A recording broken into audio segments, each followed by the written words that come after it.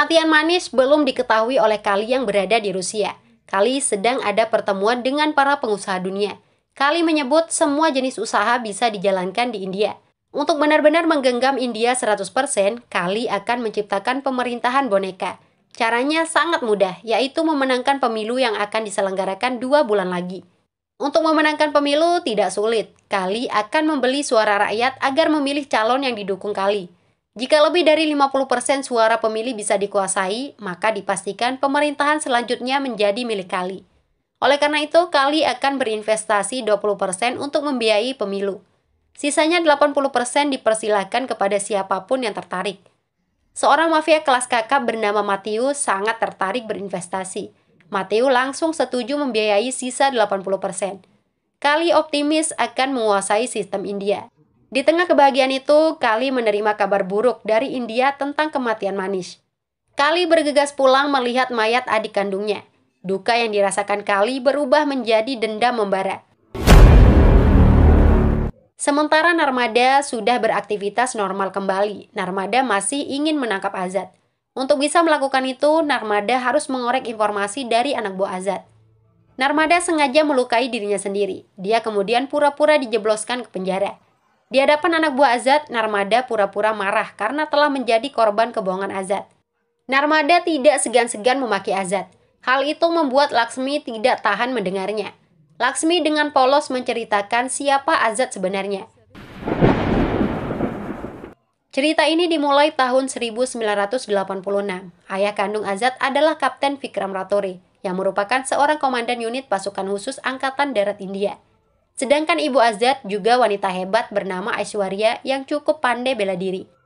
Vikram Ratore dipanggil oleh atasannya karena ada puluhan warga India yang disandra teroris sejak 10 hari lalu. Sebelumnya sudah ada 1 peleton tentara yang dikirim, tapi mereka pulang tinggal nama. Sebanyak 6 tentara yang masih hidup dijadikan sandera juga. Oleh karena itu, unit pasukan khusus terbaik pimpinan Ratore dikirim. Ratore bersama anggota timnya pergi menjalankan misi dengan gagah berani ke sarang teroris. Tim Ratore jauh lebih unggul dalam pertempuran jarak dekat itu. Insiden yang sangat tidak terduga terjadi di tengah pertempuran.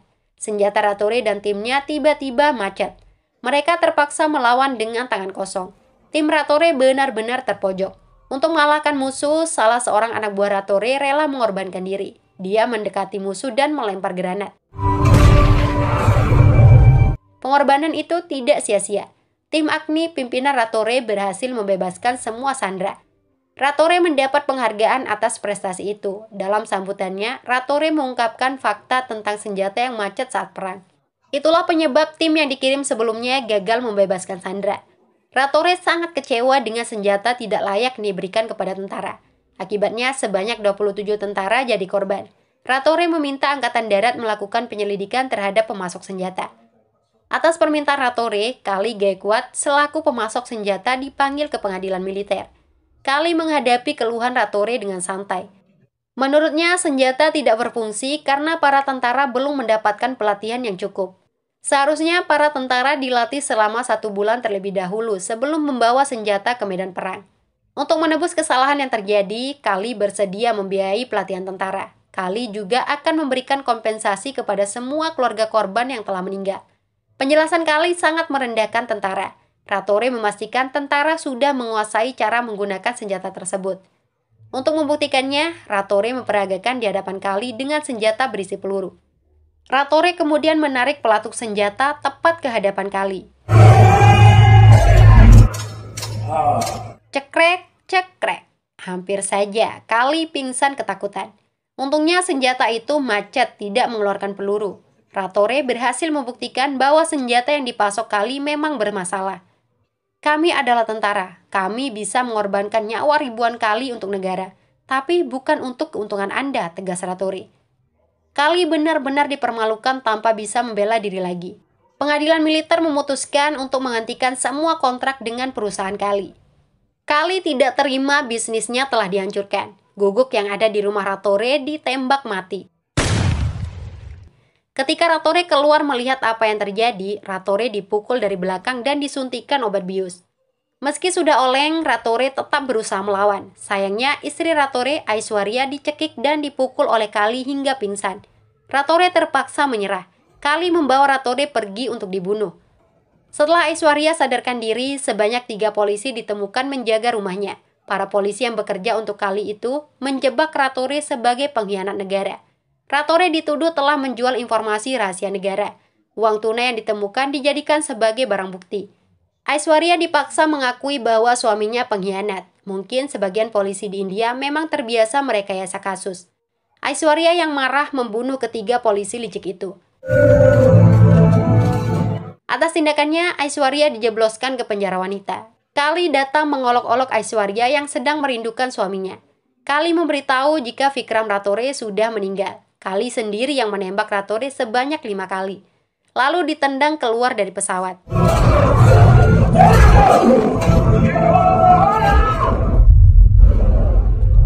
Aishwarya hanya bisa meneteskan air mata mengetahui suaminya telah tiada. Aishwarya sudah pasrah menjalani hukuman eksekusi mati. Namun saat mendekati tiang gantungan, Aishwarya jatuh pingsan.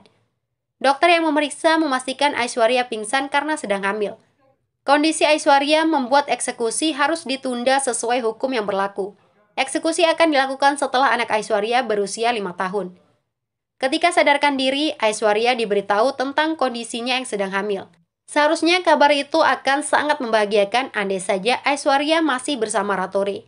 Tapi demi sang anak, Aishwarya harus tetap kuat melanjutkan hidup. Syukurnya semua narapidana memperlakukan Aishwarya dengan baik, begitu juga dengan para sipir penjara, terutama oleh petugas bernama Kaveri. Mungkin karena itu Kaveri dipercaya oleh Aishwarya untuk menjadi ibu angkat anaknya. Setelah sekian bulan, Aishwarya melahirkan bayi laki-laki yang diberi nama Azad. Kehadiran Azad membawa kebahagiaan bagi Aishwarya dan semua narapidana. Azad dirawat oleh semua orang seperti menjadi anak bersama. Pada usia 4 tahun, Azad semakin akrab dengan semua orang di penjara. Azad tumbuh menjadi anak ganteng, lucu dan ceria meski tanpa sosok ayah. Namun tidak jarang Aishwarya akan bersedih jika mengingat suaminya.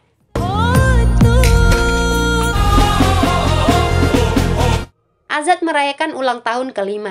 Aishwarya sulit menyembunyikan kesedihannya. Bagaimana tidak, hari itu akan menjadi hari terakhir bagi Aishwarya bisa bersama putranya. Tidak lupa Aishwarya meminta Azad berjanji untuk menjadi pria yang tangguh seperti ayahnya. Azad juga harus membuktikan kepada dunia bahwa Vikram Ratore bukanlah pengkhianat negara. Satu lagi pesan Aishwarya jika Azad dewasa nanti, Azad harus membuat kehidupan para narapidana wanita menjadi lebih baik. Sebab sangat banyak narapidana yang sebenarnya tidak bersalah.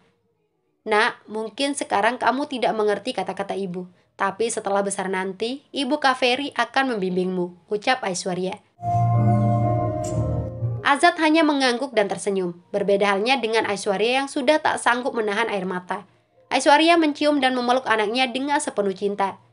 Azad belum menyadari jika itu adalah pelukan terakhir dari sang ibu. Azad mulai bingung dan berteriak ketakutan ketika ibunya tiba-tiba dibawa pergi. Aishwarya harus menjalani hukuman gantung yang sempat tertunda. Aishwarya meninggal di tempat itu.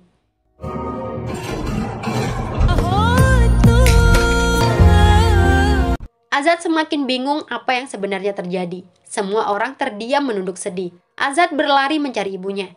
Tapi yang ditemukan ibunya sudah menjadi mayat. Anak sekecil itu harus kehilangan kedua orang tua karena kejahatan orang lain. Azad menangis memanggil ibunya yang sudah terbujur kaku. Kehilangan ibu membuat Azad sangat terpukul hingga jatuh pingsan. Sejak saat itu, Azad dirawat seperti anak sendiri oleh sipir yang bernama Ibu Kaveri.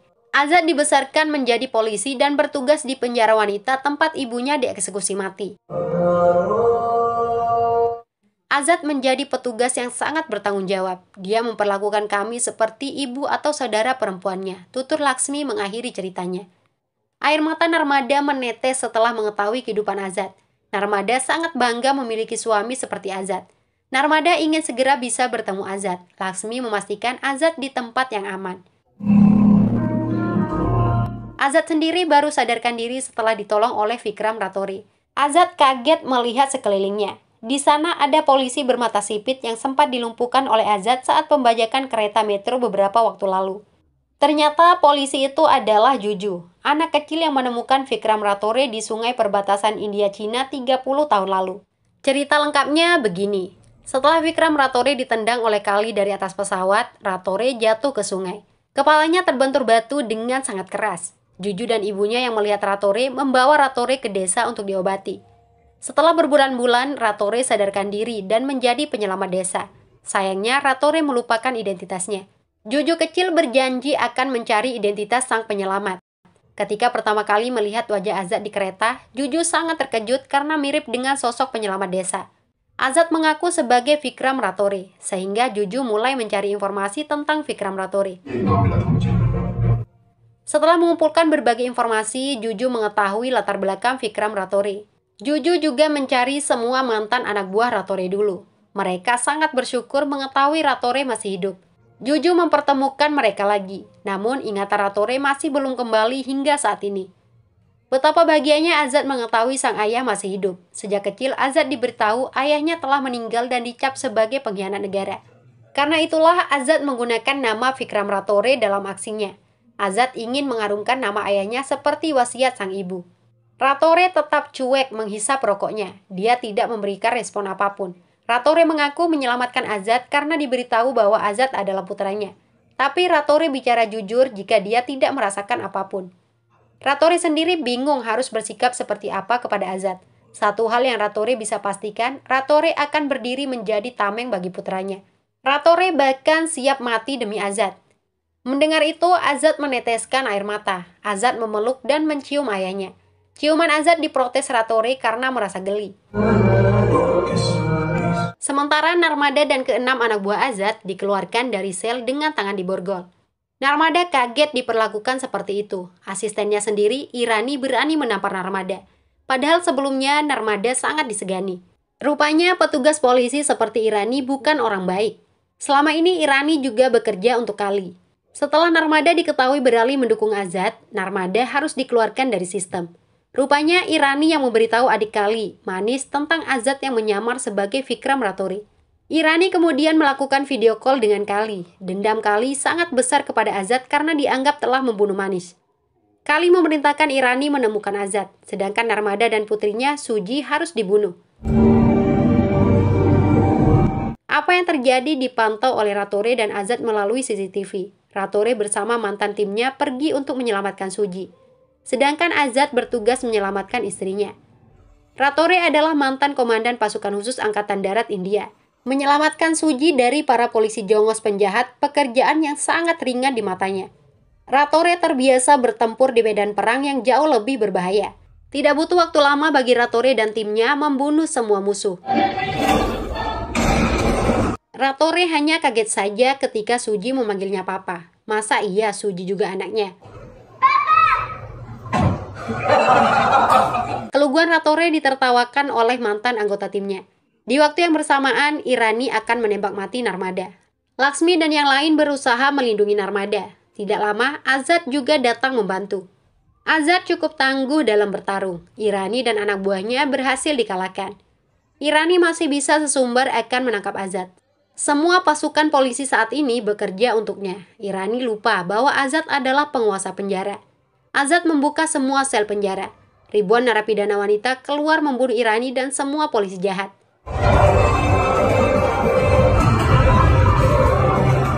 Azad menemukan Narmada sedang panik berlumuran darah. Rupanya Laksmi sedang sekarat karena terkena tembakan saat menyelamatkan Narmada.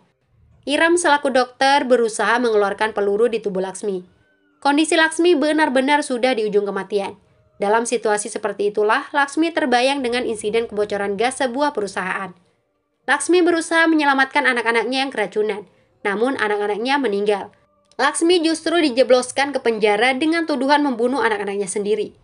Tidak lama Laksmi mengembuskan napas terakhir. Azad dan yang lain sangat sedih. Apalagi selama ini Laksmi yang selalu memberikan semangat untuk melawan sistem yang hanya berpihak kepada orang berduit.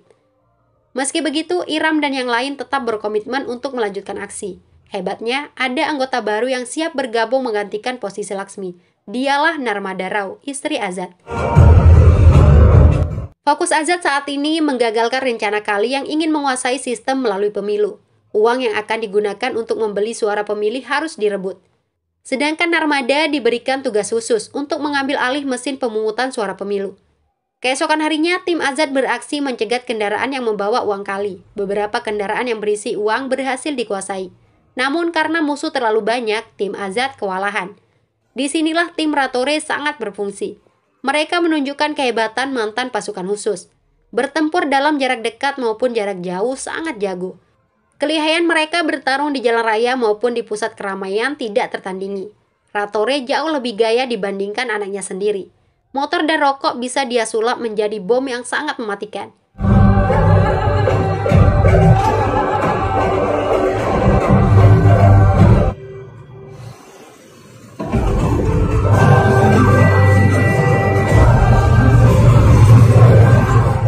Musuh yang datang justru semakin banyak. Ratore meminta tim Azad pergi mengamankan uang. Ratore dan timnya berusaha mengalihkan perhatian agar tim Azad aman. Musuh terlalu banyak bersenjata lengkap. Tim Ratore terjebak. Mereka rela ditangkap demi mengamankan tim Azad yang membawa uang. Bodohnya Kali dan anak buahnya, mereka mengira telah menangkap Azad. Ratore dan timnya sudah diikat. Kali merasa di atas angin. Azad justru tampil secara live di televisi sedang berada di penjara wanita. Azad masih menyebut dirinya sebagai Vikram Ratore. Dia mengklaim telah menguasai penjara dan menjadikan 6.000 narapidana wanita sebagai sandera. Azad sudah menyiapkan tuntutan yang harus dipenuhi oleh pemerintah. Kali yang melihat itu jadi bingung sendiri. Anak buah Ratore mengolok-olok Kali yang sudah tertipu. Orang di hadapannya saat ini bukanlah Azad, tapi ayah Azad, yaitu Vikram Ratore. Kali seperti tidak percaya. Kali telah membunuh Ratore dengan tangannya sendiri. Tidak mungkin Ratore masih bisa hidup, tapi orang di hadapannya benar-benar Ratore. 5 bekas peluru di tubuhnya juga masih ada. Ratore sendiri tetap santai dengan wajah lugu alias linglung. Ratore seperti tidak pernah mengenal Kali. Bahkan ketika Kali menanyakan siapa dirinya, Ratore menyebut Kali sebagai Sinterklas. Jawaban Ratore membuat anak buahnya tertawa. Kali juga ikut terbahak-bahak. Kali merasa lucu saja jika Ratore sudah hilang ingatan dan tidak mengenalnya. Sementara di penjara wanita, tim Azad sudah dikepung oleh banyak polisi. Perwira tinggi dari Departemen Intelijen India, Madhavan Nayak, ditunjuk pemerintah untuk bernegosiasi dengan Vikram Ratore alias Azad. Nayak yang dikenal sebagai perwira terbaik India tidak mau berkompromi dalam menghadapi ancaman teroris.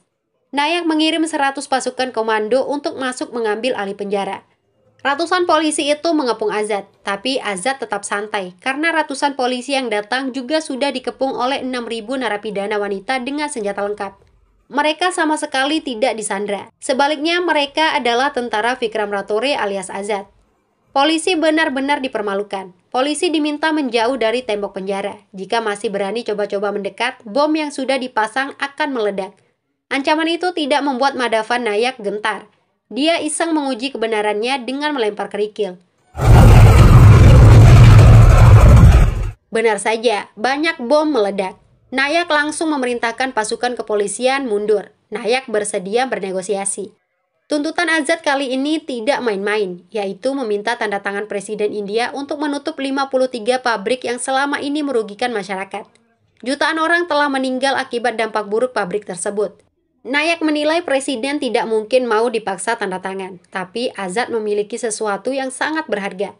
Anak tiri Azad, Suji, keluar membawa 2 sampel barang yang disebut berharga itu. Ternyata barang itu adalah mesin pemungutan suara untuk pemilu India. Iya, Narmada telah berhasil menjalankan misinya mengamankan semua mesin pemungutan suara.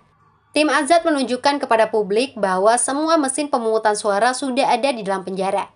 Jika Presiden tidak mau memenuhi tuntutan, maka mesin itu akan dihancurkan. Akibatnya pemilu bisa tertunda yang akan berdampak buruk pada demokrasi dan perekonomian India. Mesin baru tidak mungkin bisa dibuat dengan cepat, prosesnya sangat panjang. Kantor Kepresidenan India menggelar rapat untuk membahas tuntutan Vikram Ratore alias Azad. Situasi saat ini membuat Presiden mau mengabulkan tuntutan itu. Presiden setuju menandatangani penutupan 53 pabrik. Jutaan masyarakat India bersorak bahagia. Penutupan puluhan pabrik itu bukan semata-mata kemenangan tim Azad, tapi sesungguhnya adalah kemenangan rakyat. Vikram Ratore alias Azad akan memenuhi janjinya untuk mengembalikan mesin pemungutan suara. Sebelum itu, dia melakukan siaran langsung lagi. Azad memiliki satu permintaan terakhir kepada seluruh masyarakat. Azad yang berpenampilan botak dengan jenggot dan kumis berbicara jujur jika namanya bukan Vikram Ratore. Dia adalah Azad yang menyamar sebagai Vikram Ratore untuk memperbaiki nama ayahnya karena telah dicap sebagai pengkhianat negara. Azad menunjukkan penampilan aslinya yang masih muda. Setelah itu barulah Azad mengutarakan satu permintaannya kepada seluruh masyarakat dalam menghadapi pemilu. Menurut Azad, masyarakat terbiasa cerewet dalam hal apapun. Masyarakat akan banyak menanyakan kualitas setiap barang yang akan dibeli. Baik itu saat membeli tepung, sabun, sepeda, dan lain-lain. Tapi masyarakat tidak pernah mau repot-repot menanyakan kualitas caleg atau calon pemimpin saat pemilu. Untuk sekedar urusan membeli obat nyamuk yang terbakar 5 jam saja, masyarakat sangat cerewet bertanya. Mereka menanyakan apakah asapnya banyak atau apakah nyamuknya bisa mati. Azad kesal dengan cerewetnya masyarakat yang tidak digunakan pada tempatnya. Ketika tentang pemerintahan yang akan dilantik untuk 5 tahun, kenapa kalian tidak cerewet? Kenapa kalian tidak bertanya apapun? Ujar Azad. Seharusnya masyarakat bertanya kepada orang yang datang untuk dipilih. Mereka harus ditanya rencananya selama 5 tahun ke depan.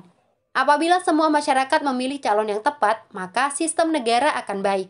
Petani bisa sejahtera, pelayanan kesehatan akan meningkat. Jika kalian memenuhi permintaan saya, kalian sendiri yang akan menikmati manfaatnya. Kalian akan terbebas dari kemiskinan, terbebas dari ketidakadilan, terbebas dari korupsi. Suara kalian sangat kuat, sangat berharga. Itu saja permintaan saya. Gunakan hak suara kalian dengan baik. Terima kasih, ucap Azad.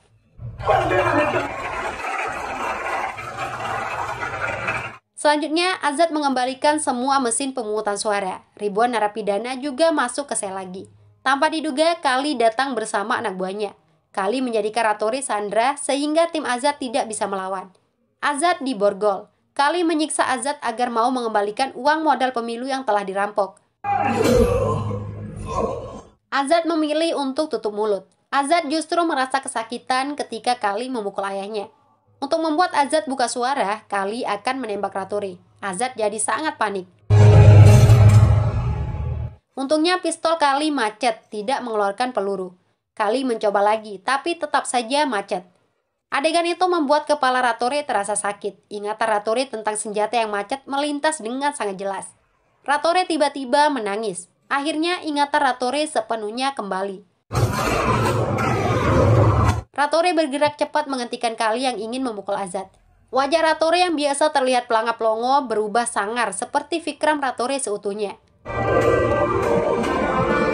Sebelum menyentuh seorang anak, bicara dulu dengan ayahnya, ucap Ratore marah. Kembalinya ingatan Ratore membuat Azad dan yang lain gembira. Ratore memukul Kali dengan sangat keras hingga terpental jauh. Ratore kemudian memeluk putranya dengan penuh perasaan. Ratore tidak protes lagi saat Azad menciumnya. Duo ayah dan anak itu pun bertarung melawan musuh. Kerjasama mereka menghasilkan aksi yang sangat akrobatik dan unik.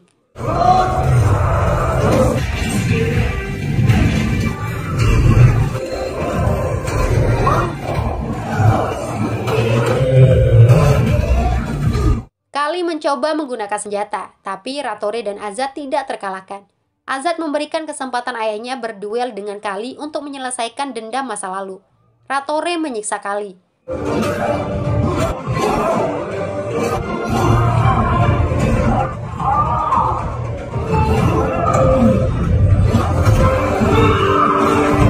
Anak buah Kali yang bertubuh raksasa, Murad, sempat membuat Ratore kaget. Murad terlihat seperti Bahubali di mata Ratore. Kekuatan Murad juga cukup membuat Ratore dan Azad kerepotan. Untungnya Murad masih bisa ditaklukkan dengan kecerdasan.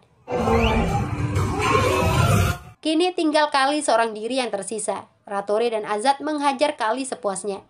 Setelah itu Kali diseret ke tiang gantungan. Azad membalaskan dendam ibunya. Kali dihukum gantung.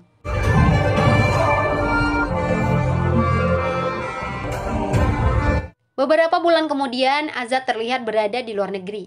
Tiba-tiba perwira tinggi Madavan Nayak datang menodongkan senjata. Tapi tentu saja bukan untuk menangkap Azad.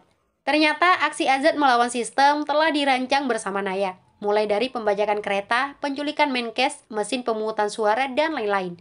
Nayak sangat terlibat aktif di balik layar. Itulah yang membuat tim Azad bisa bebas bergerak dan memiliki akses persenjataan. Kedatangan ayah kali ini untuk memberikan misi baru kepada Azad. Misinya adalah membongkar para koruptor yang banyak menyimpan uang di bank Swiss. Azad mengajak ayahnya untuk memulai misi, tapi film sudah keburu selesai. Kita tunggu saja ya Jawan 2. Sampai jumpa.